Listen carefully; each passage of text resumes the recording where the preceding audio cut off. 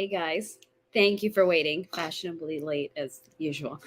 Um, Thanks for being here today. Hope your week was good. Happy Saturday night. Let's see who's in the chat tonight. I see Dr. Vray, GTO, Flat Earth Underground, Hex Cowboy, Godfather J6, My Online Ghost, Russ.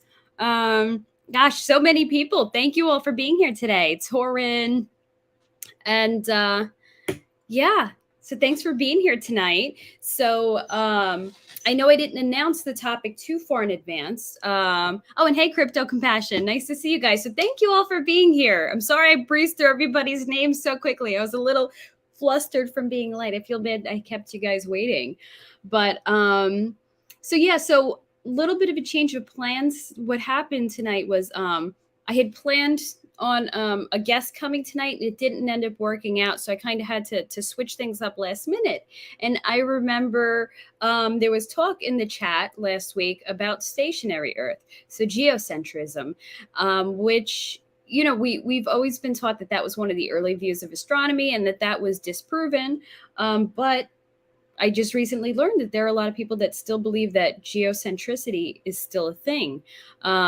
Just like there are people that believe that flat Earth is a thing and that the evidence of it is being covered up. And it's interesting because I actually find that the two kind of go hand in hand, stationary Earth theory and flat Earth theory in many ways. They kind of feel like they support each other. But like I said last week, I'm still not convinced for flat Earth theory. I still am, what people call a globe head. And but I'm open. I'm open to learning, so if something else comes my way, I am cool. I'm cool with it. It's not going to rock me, if I find something to the contrary, like, cool, change my mind. I'm good. So I thought, what, because I am open to these different Earth models, let's look into the stationary Earth theory. Because like I said last week, like when I first heard that there were flat Earthers and that there was a flat Earth society, I was thinking it was something fake, like a joke, like Festivus, or if you watch Ted Lasso, Sexy December 28th, like one of those fake things, a joke people celebrate as a joke or whatever. So I thought that was what flat Earth was. And then I was surprised to find that, that it's like a legit theory that people still believe in, and that there's conventions and that there's support going on. So same thing with geocentricity, like stationary Earth theory. Like I was completely shocked to find that there are just as many people backing it. It's just, I guess, kind of lesser known. It's not in the media as much.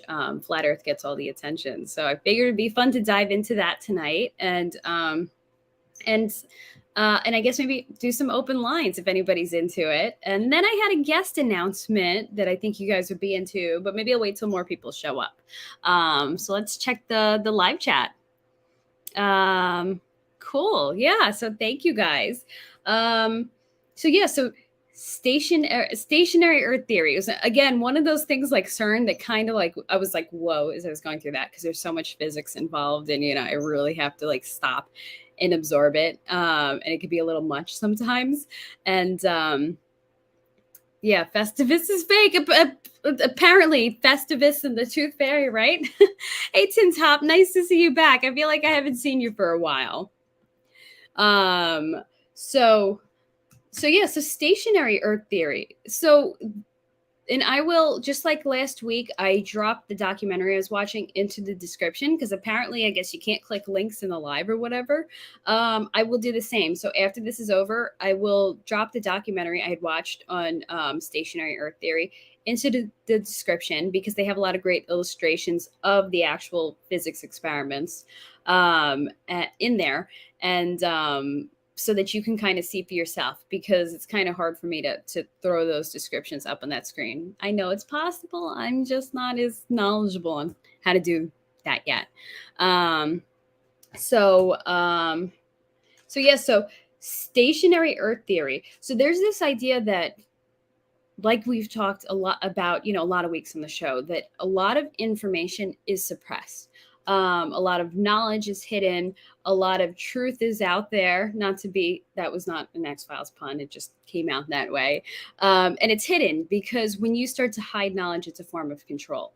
And so, so take it. And there's lot of different ways to look at those methods of control. Well, why would hiding knowledge be control? Well, because if people aren't aware of certain things, aren't aware of what's going on, it's easier to manipulate people if you don't give people all the facts.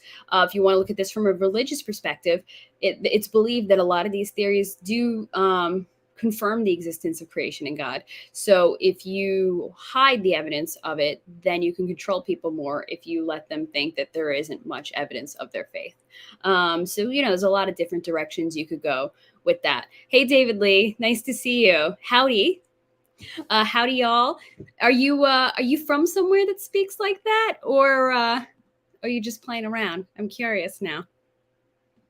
So for the stationary Earth theory, there's the idea that there's 4 main experiments with geocentricity that prove geocentricity, but they're not completely taught in universities. And there's scientists that have come forward once they've learned about these experiments, and we're totally blown away by the fact of how are you not teaching these experiments in school? You're completely hiding them. And they were shocked. These are like scientists that work with relativity and everything, and kind of shakes their foundations, and they're like, this stuff isn't even taught. So you have, out of the 4 experiments that seem to prove geocentricity, 3 of them aren't taught at all, and the one that's taught, the Michelson-morley experiment, it's not presented in the way it is. It's kind of warped and twisted to fit a certain narrative, which is interesting, which kind of, makes you kind of suspicious, because again, I'm kind of coming at this from an unbiased perspective. No, not unbiased, biased in the sense that I believe the Earth is round and that it moves through space and that space is real.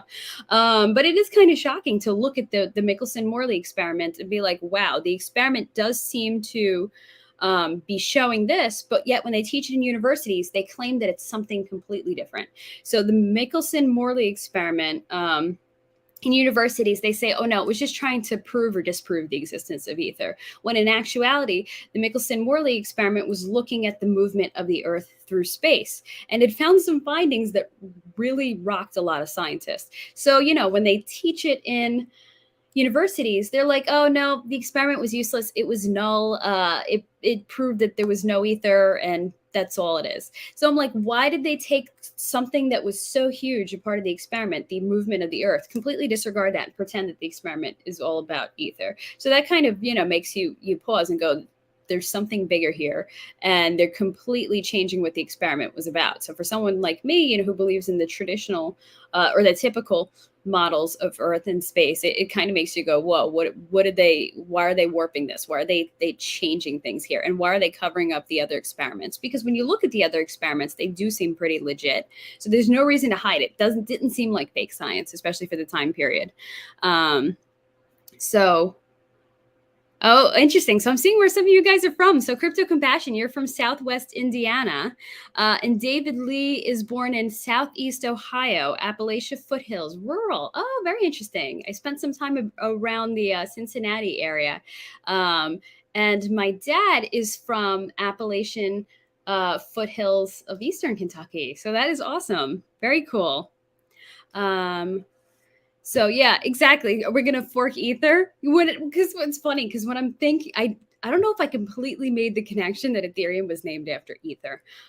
So when I was looking up stuff about ether, Ethereum would pop up. I'm like, oh, so it must be what it's named after. And yes, Tin Top, you have a nice time out with your family for your niece's birthday. And thank you for just popping in and checking in and for catching the replay. And yeah, thank you to all you guys who catch the replay every week. I think it's wild that people even care to watch, that you guys are, care to watch live, and that you care to catch me on the replay. So thank you. I appreciate that. So thank you to my live viewers, and thank you to the replay viewers. Okay, so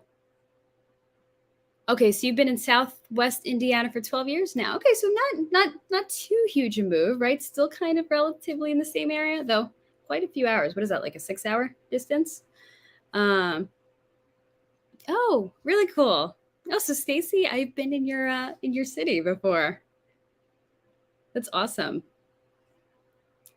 So there's some spooky, weird stuff happening in the South African skies these days, guys. Oh, I will have to look into that. I find, and I think I've mentioned this in other streams, that I find what's going on in Africa really interesting, that there's a lot going on down there that is suppressed. And there's just this concerted effort by the powers that be in the world to oppress the people there. So when you put the two, put those two and two together, I'm like, they're afraid of something. They're afraid of information in Africa getting out. So I believe there's a lot of hidden knowledge going on down there and a lot of things happening that we don't know about. So really, really wild continent in that sense, in terms of the paranormal.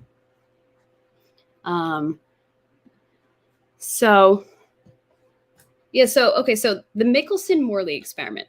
So like I said, if you go into any college, university, whatever, uni, I guess you call them in Europe, here we call them colleges. They'll teach you about the Michelson-morley experiment, but they'll be like, you know what? The point of that was to either prove or disprove the existence of ether. And if we look at the definition of ether, what they considered ether, let me move that before I spill that. So the definition of ether is that it's a medium. So it's a substance, it's some sort of medium, and they believed it to fill all space and that it supports the propagation of electromagnetic waves. Okay, that doesn't sound anything too off or like weird. Like, if ether was proven, it would make sense. If it's disproven, then I guess whatever. But yeah, it was considered one of those classical elements in the ancient world and in the medieval science. And for a while, up until the 1800s, it was believed that, maybe even the early 1900s, that ether was, in space all around us. So, when people talk about, the ether, that's what they meant. So with the Michelson-morley experiment. So in actuality, it wasn't an experiment, that was trying to figure out whether ether existed or not. They were able to measure light, and they looked at light. They pointed light in the direction that they believed the Earth was moving in, and then they pointed light in a different direction. And I'm just summarizing this because my brain breaks with physics. So this is the gist of it. So they pointed and they said, okay, well, if the Earth is moving in this direction, then the light that we are pointing out and that we're directing back to us should come back in within a certain amount of time, and it should be different than the light that we're directing in this direction. And then what they found was, it was odd. The way the light behaved as if the Earth was stationary and that the Earth had no movement. And every time they duplicated that's what they kept coming up with. So light is believed to behave in a certain way if you point it in the direction that you're moving. So if we're pointing it in the direction the Earth is moving, the light was supposed to go back, and because they had it bouncing back to them, it was supposed to move in a certain way, and it didn't, which rocked the scientific community, because it showed, wait, the Earth is not moving.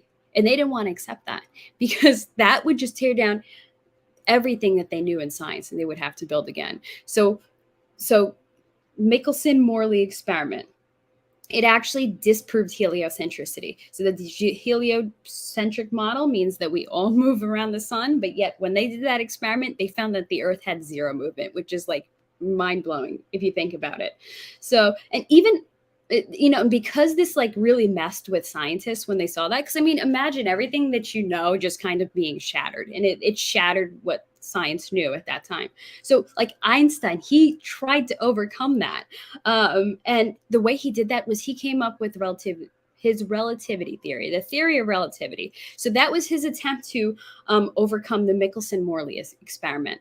And the only way his relativity worked, his relativity theory, was if he abolished the idea of the existence of ether. So whether or not ether exists was never proven or disproven.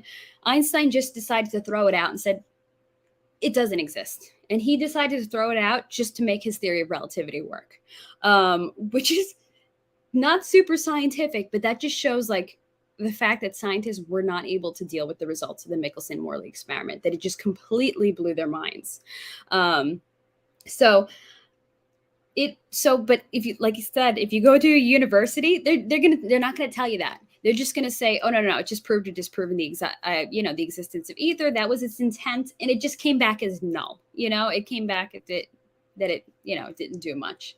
But so they just because it didn't reveal what science wanted. Science wanted that experiment to show that the Earth is moving, and it didn't show that the Earth is moving. So which is really wild, because this relates to ether theory. So the Michelson-morley experiment is kind of supposing that the Earth is a ball and that it's not moving through space. And it relates, if you think about it, to the flat Earth theory, because the flat Earth theory doesn't believe that the Earth is a ball, believes the Earth is on a plane. But it believes that that plane is not moving through space, that everything moves around it. So whatever way you want to look at the Earth, whether you look at it as a ball or whether you look at it as flat, either way, the Michelson-morley experiment seems to be supporting the fact that there's no movement there. So that's one of the ways that those two theories do connect with each other. So there was like 3 problems, though, that was found with the Michelson-morley experiment. And I'm trying to remember what the issues were. Well, first of all, the fact that breaks science, like the fact that you're proving that the universe is geocentric, completely broke science. So that was one of the big deals in science. That was problem number 1. Problem number 2 was that it totally would destroy the theory of relativity, because in order for there to be this movement around space, somehow it show that there might have been an ether, and then if there's ether, then the theory of relativity doesn't work. And I forget the third reason, but it's just one of the reasons basically that science was pushing against it. But like I said, either way, you see the connection here. The fact that the flat Earth theory and the stationary Earth theory are right now linked with the fact that this experiment proved that there was no movement through space, which is mind-blowing. So that is that one experiment, the only experiment that people have ever heard of regarding this if you're in school. It just, it's just taught a little differently. Then you have 3 other experiments, which are just all equally as mind-blowing, but they won't even show it in the universities at all. I saw a quote from like a scientist saying, in my 24 years of work, I can't believe that I was never exposed to this. I can't believe that I've never seen this anywhere, that I wasn't taught it in school. And one of them is the Michelson-gale experiment. And the Michelson-gale experiment proved the fact that ether passes the Earth every 24 hours. So not that Earth is moving through the ether, but that the ether is passing over the Earth every 24 hours. And that moving starlight is, sorry, I don't know what I just wrote. Moving starlight is basically carried. So the starlight isn't, like what we think it is, that we're just observing things in the universe, but that the starlight is actually carried by the ether, and that it's passing over the Earth every 24 hours. So again, this is also comes back to connection between the stationary Earth theory and the flat Earth theory. The fact that the Michelson-gale experiment seemed to prove that the ether was moving the starlight over the Earth every 24 hours. So whether you think it's a ball or whether you think the Earth is on a flat plane, either way, this experiment showed that the ether is carrying it past the Earth every 24 hours. That there's a movement, not of the Earth, but of the ether moving around the Earth, which is like, okay, you look at that and you're like, okay, well, can that be explained by, let's just say that there's something, an atmospheric field surrounding the Earth that makes it appear that way, and that it's not ether, and that they were confusing the ether with something else. But apparently the next experiment seems to answer that, because there was an experiment called the Sun Sagniac Experiment, SAGNAC experiment. And this experiment was done and proved that there was an ether, that ether is a real thing, that it's not some sort of classical or medieval element, but that ether does exist. And if you think about the fact that electromagnetic fields are around us, it doesn't seem that far off, doesn't seem very far off the theory that maybe it is carried through some sort of medium that we can't see, and maybe that happens to be ether. I don't know. Like I said, I don't know if I'm completely convinced, but it's weird. It's weird when you start looking at this stuff. And I will drop the link, because when you start seeing the illustrations of how the experiments were conducted and how they got the results, and the procedures with it, it doesn't seem like nonsense. It does all seem pretty legit and seems to back things up. Sorry, I'm just going to catch up on these chats. And I know this is like kind of like physics heavy and experiment heavy, but I just wanted to kind of set up the basis in that and show the connections between this theory and the flat earth theory. And then I'll get into some open lines. PVM Crypto and Hexander, thank you for coming in. Nice to see you guys. Welcome. So David Lee says the Electric Universe and Thunderbolts project did it for me. What Flat Earth did for Davis, just to muddy up the discussion. Electric Universe and Thunderbolts project?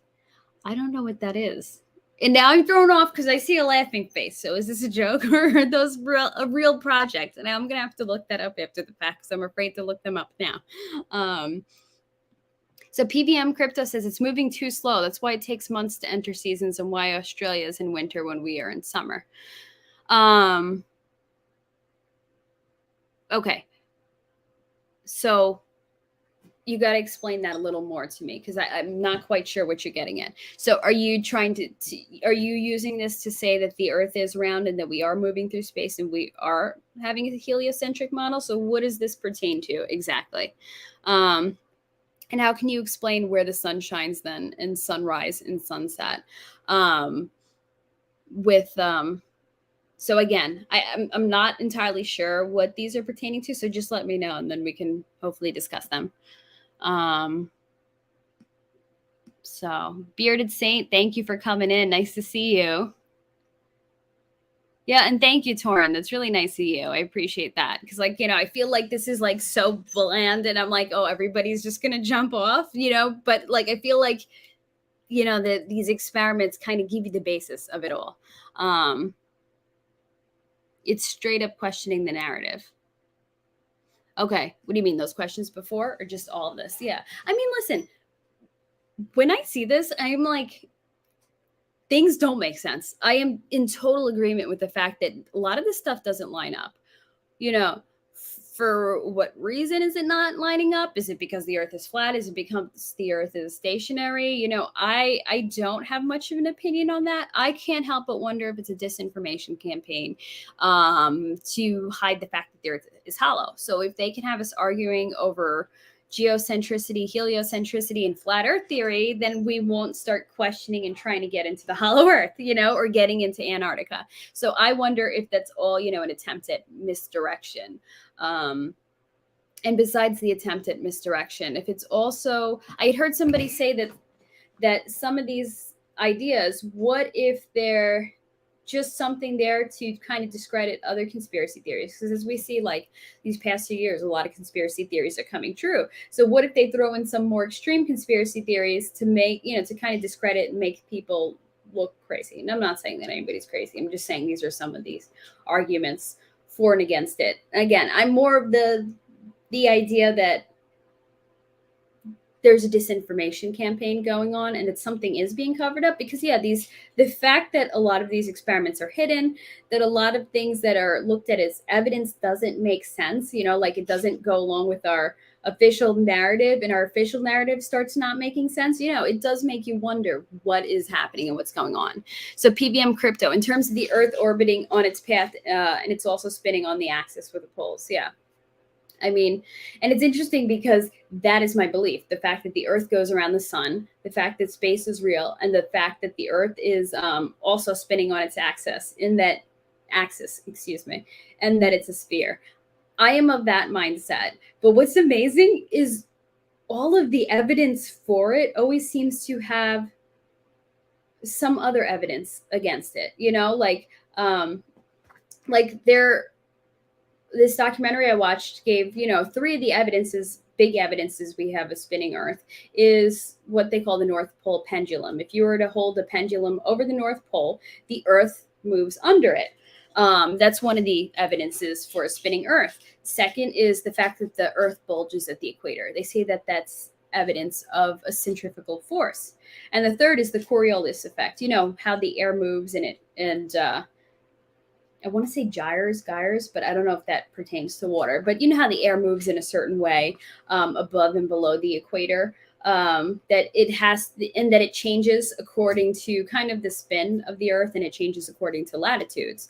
So those are the three evidences of the spinning Earth. And I've totally been of that mindset. And I believe that those are evidences of spinning Earth. But like I said, when it comes to flat Earth theory and stationary Earth theory, what really throws me off is there always seems to be an argument against any type of quote unquote proof.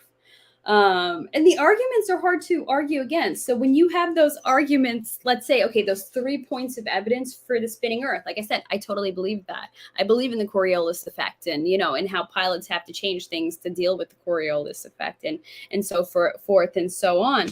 But apparently there's a principle. Again, there's always something. There's a principle called the Marx Principle. And Marx Principle, shows us that stars have a gravitational effect on the Earth. Cool. We know that, right? That everything in the universe, our galaxies, everything around us, the other solar system, it affects what's happening on Earth. We know that, right? But apparently, when you apply Marx's principle, it accounts for those 3 evidences of a spinning Earth. That Marx's principle can cause the gravitational bulge, that it can cause the Coriolis effect, and it can cause the North Pole pendulum effect, which is wild because I never expect, because I kind of had a gist of Marx's principle, but I had never expected it to be possible. And supposedly, I guess there's experiments on it, or math that goes with it, that shows that Marx's principle could cause those 3 quote unquote pieces of evidence. So I'm like, I don't know what to believe, with this. It's really wild. It's like constant rabbit holes. And and again, I cannot let go of my heliocentric view, on around Earth, but like I said, when you look at the evidence, something's up, something's being manipulated, something's being covered up, and it can be a whole plethora of reasons. So let me see. I'm going to catch up on this. So EU explains the universe where physics fails. I don't know what EU is. That, is there an F missing? Is it supposed to be FEU, flat Earth theory? And we got it down a dead end for 100 years. You know what? Not just this, in just general, have you noticed science seems to have been I mean, yeah, I know we see some advances here and there, but we had gone through a big period of constant, just innovations and advances. And I feel like things have slowed down. Why are we constantly in a dead end with everything? Or is that intentional? Control the population. Don't let them know what's going on. There's actually a bigger science going on behind closed doors. So Flat Earth Underground says all of it is tied together. They aren't separate to each other necessarily. You can have a flat with the hollow Earth with an electric universe. Oh, okay. So David Lee, when you said EU, that means electric universe. Oh, now I have to look into this electric universe. It's like constant rabbit holes, one after the other. Shoot. Gotcha. Okay. Wow. So flat geocentric toroidal plane. Yeah, it's interesting because when I do look at a lot of this evidence, it all feels like it linked together. When I first started researching stationary Earth, it felt like a completely separate thing initially in my own mind. And then when I start diving into it, I'm like, oh, this all kind of fits together with flat Earth theory. And apparently it starts fitting together with hollow Earth theory. And I have heard about the concept of hollow Earth on a flat plane, and that's where the Greek myths of Hades comes into it and everything, which is interesting. Is there a recording of this so-called pendulum? You know what? I don't know if it's like an actual thing or if it's just a theoretical thing. Because I was wondering. I'm like, okay, I guess I was wondering the same thing. So I'm like, do they mean, if you were to hang up a giant theoretical pendulum over the Earth? But then again, when you get too theoretical and you don't have enough to back it up. So I was kind of like weird about that. But I'm on board with the Coriolis effect and in the equatorial effect. But what if the Earth is just shaped like that, a little more bulging at the center, just like people are?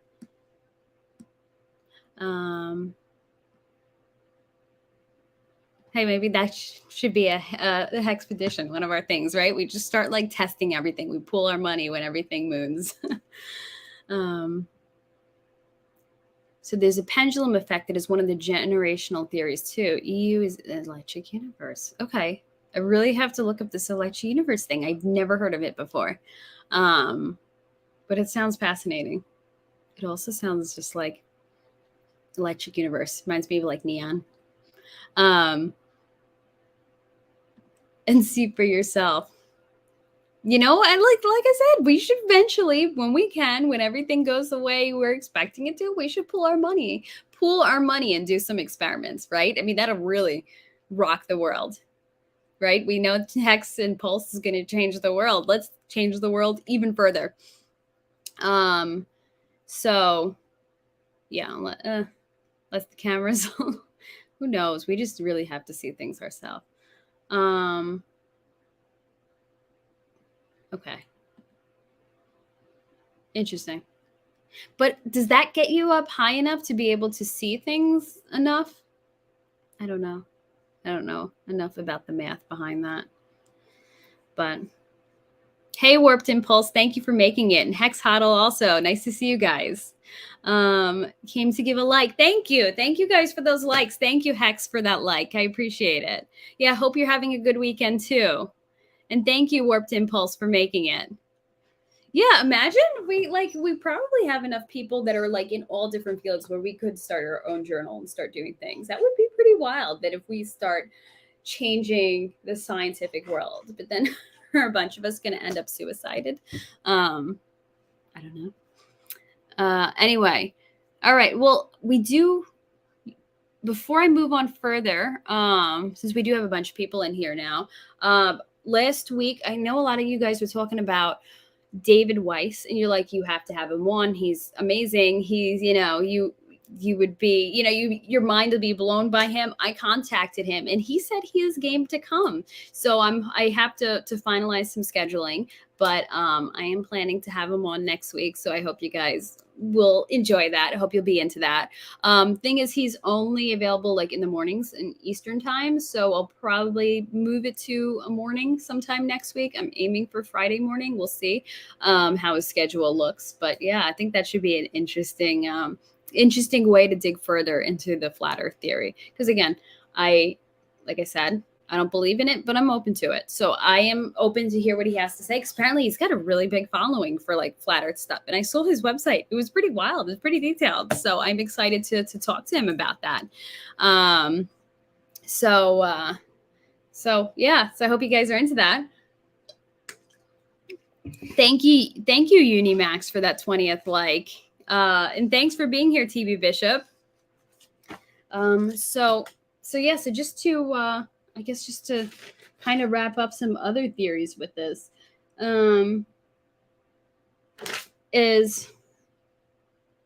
sorry, let me just catch up on my notes a minute. It's kind of all over the place. The idea of ether. Like how could we possibly be in this medium, and what would it do? So this is kind of, doesn't make a huge difference, but I guess it does make a difference to this theory. But just a kind of interesting thing about ether is that, the concept of ether being this medium that the, electromagnetic forces utilize or go through, seems odd to think that there's this medium out there and how it works and what its function has. But I know that, when we talk about orbits in space, a lot of it is tied to gravity. The gravity somehow is holding everything in place. And then, there's people who are like, we still don't completely understand what gravity is and how it works. Even though we kind of, seem like we have a handle on it, we actually don't. So that's where the idea of ether gets really fascinating, because the people that believe that ether is legit and that it was proven by Sagniac's experiment, believe that ether is what keeps everything kind of from veering off, and from, if something is moving fast orbiting around an object. They're like, what keeps it from being flung? Well, the belief is that ether holds it in place, and ether keeps it from being flung because ether is actually a really dense medium. And it's a dense medium that it carries light waves, and it's frictionless. So you're not, I don't know, you're not getting slowed down by it, but yet it's dense. And they said to think of it like a deep sea diver, right? Deep sea diver is under huge amounts of pressure from the water, but yet they can still, move relatively easily through the water because there's a lot less friction in it. So that's what they say ether is like. Not that it actually is like water when you're in space, but that concept of it. And like the idea again about, let's say this is true. Let's say we do live in a geocentric universe, that the entire universe is revolving around the Earth, and not this, and that, our solar system is not going around the sun. Like, you kind of look at it and you're like, what would be the point of hiding it? It is what it is. And again, it comes back to control. But there's a belief that that it's tied into people's faith. Because if you, let's say, prove that their universe moves around the Earth, it shows that the Earth is special, that there's something special around the Earth, that the entire universe is moving around it. And, and maybe it does prove that we do have a creator, that there is a God, and it proves your faith. And of course, if you can somehow hide that, if you can conceal it, then you would make everyone think, what, we're useless. We have no meaning. We're not special. We weren't created. So, that's why people think that if it is true, that would be a reason for people to be covering it up. And it's interesting because people cite Psalm 93 verse, I think is it verse 1, verse 1b, that it says the world is firmly established. It cannot be moved. And some people take that literally, some people don't. And I don't know what I didn't reference back like what the original, I guess, Hebrew, or whatever language it was written in, what that direct translation was. But the idea of, people that believe the Bible's supposed to be taken literally, well, why isn't that taken literally? The fact that the Earth can't be moved, that kind of seems to be pointed to the fact that the Earth is stationary. I always kind of looked at it as like, oh, it just means that the Earth is, in space. It's not going to get flung away. It's not going to get flung out of its orbit. But I'm like, okay, that's an interesting way. I never really looked at it. If you believe the Genesis, the book of Genesis account of creation, it talks about how on day 1, the Earth was made. And then on day 4, the sun and stars, which people are like, what? Maybe that could also suggest a geocentric universe, because it seems like it would be random to put the Earth there, then establish everything else, and then kickstart the Earth into place. It almost sounds like that everything was built around the Earth. So I thought that was interesting, because that was never really a way that I kind of looked at things. And I'm like, oh, that sounds interesting. So you could see that where the motivation would be to cover up a geocentric, or Earth, if that is the case. So was ETH really from the term ether? I gotta look it up. Yeah, I mean that's the impression I got, because when I was trying to search ether, Ethereum comes up. So let me look. Okay, let me quickly look. Where did the name Ethereum originate from? Name Ethereum come from? Oh no, it says I don't know, the guy Buterin was scrolling through a list of science fiction elements on Wikipedia and came across the word of Ethereum. Okay, so he came across it as a whole word. But if you look at Ethereum, I mean, it's written like ether. So I don't know. But I kind of, like I said, every time I searched ether, Ethereum would pop up. So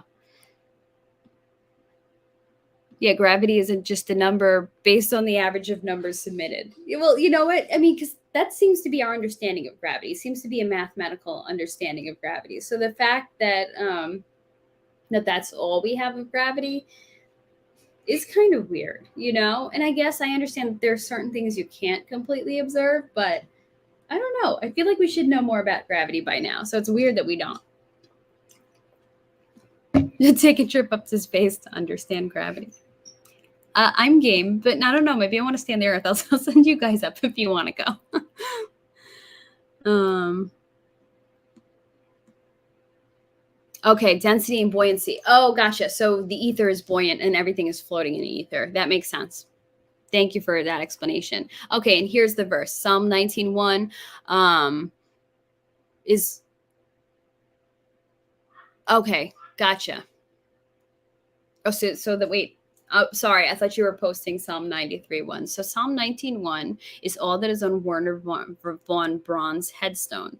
So this is from the King James Bible. So to the chief musician, a psalm of David, the heavens declare the glory of God, and the firmament showeth his handiwork. It's interesting, like the references to firmament.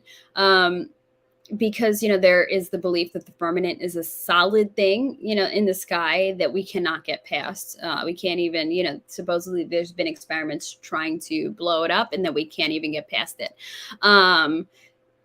That's the view of the firmament. I've always taken the view that the firmament is just like another name for sky, or that was their understanding back then of the sky. But like I told you guys, I saw, and I wish I saved it, but I saw this picture of this like weird unearthly kind of looking, like this kind of glass like you've never seen before.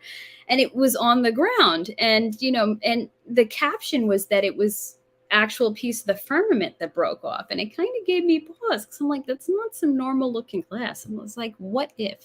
And I'm sorry, guys, just give me a second. My texts are ringing nonstop, and then that makes me anxious. So let me just make sure everything's all good. Okay. We're good. All right. Sorry. Because my mind goes, oh my gosh, is something wrong? Because I forgot to put my phone on airplane mode. So when I hear it ringing, it makes me nervous. So who is Werner Von Braun? Now I'm curious. Werner Von Braun. Ooh, let's go down a rabbit hole here. So Werner von Braun was a German-American aerospace engineer and space architect. He was a member of the Nazi Party and SS, as well as a leading figure in the development of rocket technology in Nazi Germany and a pioneer of rocket and space technology in the United States. So the fact that he has that on his headstone is really interesting. So I mean, was there ever anything that came out, whether that he was like a flat earther or not? Because now I'm looking this up. Werner von Braun, was he, so there is a lot of talk about him proving flat earth. And in the end, he told that on his headstone. Okay, that's interesting. Because again, like I said, I interpret the firmament in the Bible whenever they say that to just mean sky. So, you could look at that and be like, well, the heavens declare the glory of God. He's just showing his passion for space. Or is it a secret message? That's interesting. I never knew that. Kind of. It's wild. What day was the water and sky created? I don't remember. Let's see. Let's look up the days of creation. See if there's a list here. What are the 7 days of creation? So day 1 was light. So in the beginning, God created the heavens and the earth. So the earth and light was on day 1. Day 2 was the atmosphere. And interesting, it says atmosphere / firmament here. Day 3 was the dry ground and plants. Day 4 was the sun, moon, and stars. Day 5 was the bird and sea creatures. Day 6 was land animals and humans. And day 7 was the Sabbath. Okay. So another theory is, why are there waves in the ocean? Could it be because the Earth's moving so slowly that it actually causes movement of water? So, but isn't it also just kind of caused by disturbance and the atmosphere? I mean, that's cool if it's caused by movement of Earth. Like I said, I'm not against the fact that Earth might be moving. So that's interesting, because I always know the tides are the moon. So if the moon is pulling, or controlling the tides, I guess that would create movement, which would create waves. So really any type of movement, if you have an earthquake underground, that creates waves. So waves are kind of created from anything. Wind creates waves, but it's true. What if the Earth's movement had to do with waves? That's interesting. I don't know anything about this stuff. I mean, you know what? I'm kind of learning it as I go. Some of it, some of the stuff I'm familiar with. Some of the stuff is completely new and mind blowing to me. So I'm just kind of on a journey. And thank you for taking this journey with me. David Lee says, I am a new believer, but I believe the power of love I felt and the brilliance I saw was easily more powerful and perfect enough to create an entire universe of galaxies and more. I love that. Yeah, like when people, try to challenge me on my faith and, how could God do this and create or how can you believe, that God created the universe, or how can you believe that he did this? And I'm like, you know what? Because that's my faith. It's just, what kind of gets revealed to you in your faith. And it's just not, I guess you just have to be in it. So I see where you're coming from, David Lee, and thank you for sharing that. Yeah, because it's just and that's what faith is. Just that believing. You feel it in you. It's through your experience, where in your heart you just know. You know who created the universe. So thank you. And those of you who don't believe, thank you for bearing with that. But like I always say, almost every week, that's the lens I view the world through. So it's always going to be biased toward that. It's always going to come up for me in my chats and stuff. But thank you. That was beautiful, David, for bringing that up.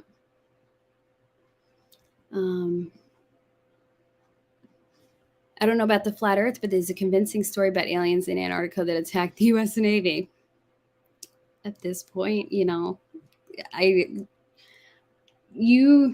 feel like the line, you start to think that the line between fiction and reality is just so blurred, because when it comes to, like, let's say everything going on in our country, everything is theater, everything feels fake. And then, which makes you wonder, well, maybe all the things we think are fake are actually real. That's why I love Antarctica. I'm so fascinated by it and what the heck is going on here. Because there's a reason they keep us off. And there's a ton of different rabbit holes you can go down with that. And this being one of them. But they are keeping us away from Antarctica for a reason. If you believe in flat Earth, it's because you believe that the firmament stops there. If you believe other things, people believe that Admiral Byrd, that whole thing about him finding the firmament and everything was kind of a cover up for the fact that they found Nazi bases down there working with alien technology, and that they had to drive them out. And that's why Admiral Byrd went back with the military. Like, it's just a ton of rabbit holes. I don't even know what to believe. When it comes to Antarctica, I think my belief is entrance to Hollow Earth, plus that there's evidences of old civilizations. Maybe, maybe the Earth has been through multiple resets and there's advanced technology and old civilization evidence down there. That's what I think. But let's all go to Antarctica. Yeah, PVM crypto got us all thinking. It's true. Thank you for thank you for making our minds just like making those wheels turn in our brains. Investigate Newton's law of gravity. I'm telling you, like, that's one of the things I find mind blowing. Like, I went through school. I've been a student of science. I've been in the sciences. I've written things in science, and when you start to learn more and you start to see how many things are like really, like, I guess would straw man be the word, that there's like such a lack of evidence in certain things, and that certain things like gravity, which you think are just completely there, proven that it's a law of gravity, that once you find out that maybe there isn't, the evidence there that you think there is, that, it's still not completely understood. Like, you start realizing how much of science is just built on like this straw man stuff, and that there's just manipulation of experiments. Like, look at let's jump back to Einstein's theory of relativity. Like, let's take the fact that let's say Sagniac's experiment did prove the fact that, let's say it's true. Again, it's hidden from us, but let's say that it did happen. It was conducted correctly and it is true, and that there is ether. Well, again, the straw man type thing of science kind of being built on a house of cards. Well, then Einstein's theory of relativity no longer makes sense, because he based it on his presumption that there was no ether. So then everything starts falling apart. It really is crazy. And I guess, sometimes you start to hear things and you realize that the scientific community also has a lot of censoring going on. If you don't fit a certain narrative, they censor you. If you're also getting paid by certain corporations and you lose your funding if your experiments don't show certain things, and then you have to hide the evidence of certain things. It's really insane that there's so much corruption in science. So it's like, what? that whole trust the science thing, it's like, how are we supposed to just trust the science if it's so corrupt? And then when you actually do find real evidence of science, then people don't want to follow the science or trust the science. You know what I mean? I think you all know what I'm referencing to. People freak out when they're confronted with actual science that has, that is legit, and it's like, oh, no, you're a conspiracy theorist. It's like, no, the science is right here. I'm giving you the science. But please use DuckDuckGo search so FBI doesn't visit you. You know what? I was looking at using DuckDuckGo, and that's how I found this documentary on stationary Earth theory. And then I accidentally used Google, and I couldn't find it anymore. And I was like, wow, that's weird. Interesting. So I could just find it on DuckDuckGo. But it's odd because Google owns DuckDuckGo. So why are they letting us find certain things through there and then not find certain things through Google? Do they want us to think that we're safe on there so that they track us? I don't know. There's got to be a better search engine. If anyone knows, just drop it in the live chat. I see your spelling mistake, Hex Huddle. Yeah, that it autocorrected. Does that must mean you use that word a lot in your text? But yeah, you use that. DuckDuckGo. Oh, you have. So like traveled there without permission or traveled there with, the proper government escorts in the proper places where you're allowed to go. Oh, I'm curious. I would love to talk to somebody who's done things on Antarctica that maybe they weren't supposed to. Yeah, if he's game, I would be interested. I'd be interested to hear what he has to say.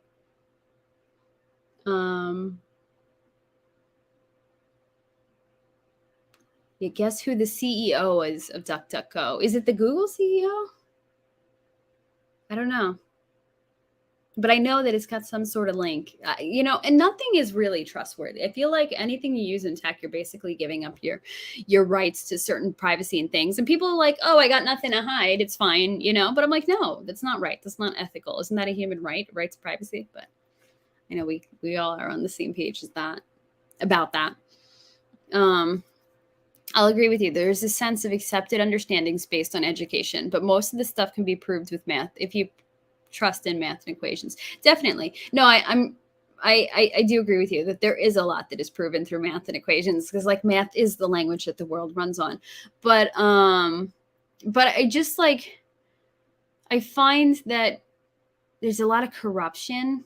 And when you come up with an experiment that disproves something, that should make everybody go, whoa, okay, we need to look into this. We need to test this and everything. Instead of, scientists jumping to, no, throw that out. No, shoot, hide that, Not that they literally say hide that, but like I said, in Einstein's example, oh, no, let's just discount the fact that ether's a thing. And then relatively explains, that whole Michelson-morley experiment, it's odd, It's like I said, we got to fund our own science.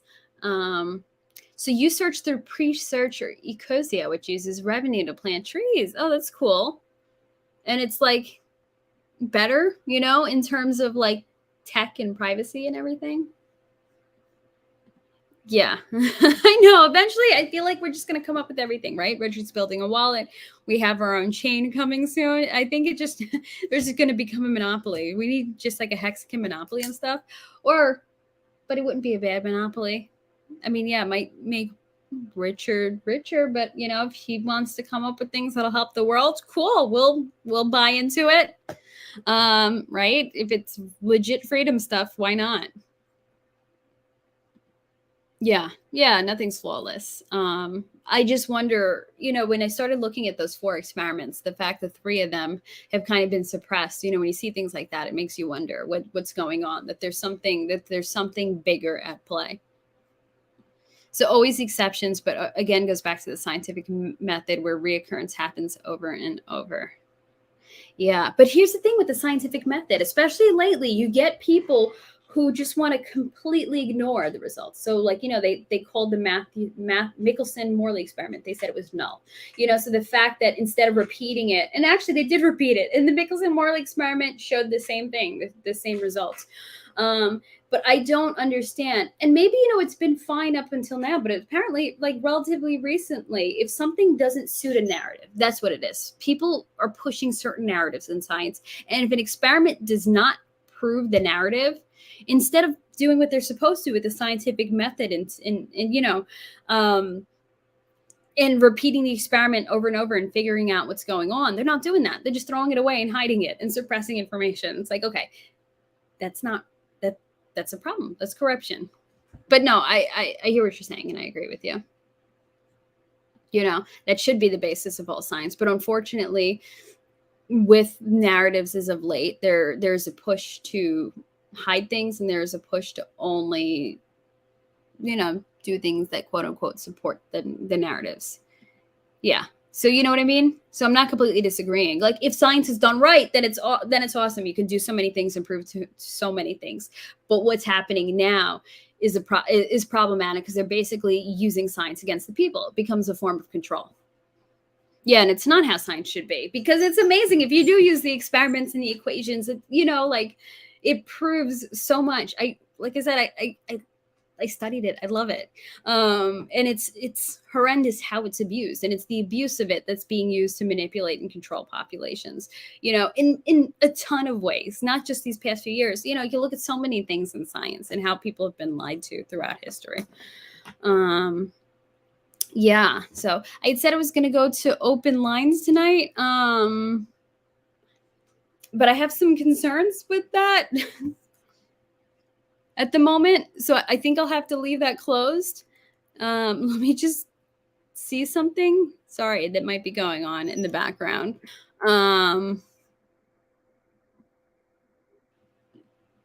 Yeah. So maybe you all know what I'm talking about. So I might not open up that at the moment. But yeah. So again, it's interesting, because again, we come back to very similar things to flat Earth. The fact that there's these things going on that don't make sense, and there's these things being manipulated, and we don't know why. And the fact that they both seem to tie into each other, like certain things from, you know, certain things that seem to prove stationary Earth theory also ties into flat Earth theory. So it's interesting. I did not expect those connections, but I get the connections now. And again, I'm still not entirely convinced for either, but a lot of these things do give me pause, you know, and I still can't shake the fact that there's some sort of misinformation going on, some mass, you know, disinformation. But yeah, let's fund our own scientific research. It would be pretty cool. I mean, because also, you know, when it comes to blockchain, when it comes to crypto, you know, the more attention things get, it really helps. You know, it helps the numbers. So, and it helps pricing. You know, the more attention you get. So things like this would be attention getting. It would help our prices too. Besides being the fact that it's, you know, it's freedom money. It doesn't have the WEF ties that Ethereum has and everything. So you're getting out of that system. You're getting out of that whole great reset system. We're coming into a blockchain that's free of all that. Richard's making his own wallet. And then imagine if we start using that to do our own science, and we bring more attention back to the blockchain. It's woo. And again, forgive me if I'm misusing the term blockchain and crypto. I guess I use them interchangeably, but you guys know what I mean. Yeah, so yeah, we will have to get those gains. Yeah, you volunteer for the Hexpedition, man. Like, yeah, only like I'll be cheering you on at home. I don't know if I'm that adventurous.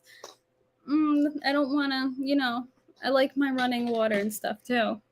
So I don't know how well I would do an expedition, but I will cheer you on and collect the info at home. So thank you to the volunteers. The ship in need of escape. Oh, thank you for volunteering to be that scapegoat, right? For science.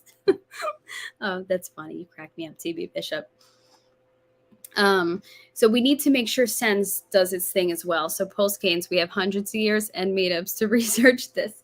You know, SENS is doing, I need to look more into SENS. They're doing some really interesting work to for longevity, if anyone's not aware. If anybody here is not a part of Hex and Pulse, when we had our Pulse sacrifice, there was also, a lot of us participated in this massive donation to the SENS Foundation, which is like health and longevity research. So why not live long, happy, healthy lives? Because you want to be healthy too if you're living a long time. And it'll help you enjoy those gains. So I think I'm going to wrap it up here tonight. So David Weiss, it's looking like towards the end of next week. So our live stream, that means, and I will promote it ahead of time, but that means that our live stream won't happen next Saturday night. It'll happen live likely Friday morning because we have to work on his schedule, which I'm cool with. We'll just mix it up. I mean, if my mind is really blown, maybe I'll just hop on Saturday night and talk some more about it. We'll see how things go. No, I have not, and I do not plan to. Though I'm a big believer in the concept of microdosing medicinally. I don't do that, but I believe that, the pharmaceutical industry is corrupt and that there's a lot of answers for this in nature. Like, I think it's believed to cure treatment-resistant depression. So I am all for medicinal use of that. I just personally don't do it. Yeah, it sounds scary, and yeah. Nope. I mean, the large doses sound very scary. Yeah, so thank you guys for being here tonight. Thank you for contributing to the chat and for just hanging out. I appreciate it. And for not disappearing on me like when I talked about all this physics and experiment, because like I said, it makes my brain spin. So thank you for not running off and being like, what is she talking in circles about? So thanks for bearing with me. And it was cool to explore this sooner. And I feel like, what? I feel like I need to follow this up some point. I don't know when, but I feel like I need to follow it up with hollow earth theory because it just kind of goes all with this. And now I have to look up electric universe because now, I don't know, it sounds something really cool in 80s and neon to me. So I have to look it up. But no, I get it that it doesn't mean neon imagery. You think the new slogan will be for all mankind? That would be a pretty good slogan. I like that. Later, my online ghost. Thanks for being here. Yeah, and thank you guys for thanks for hanging with me. It's really it's nice to be able to talk about this and bounce it off each other. So thank you, Torin.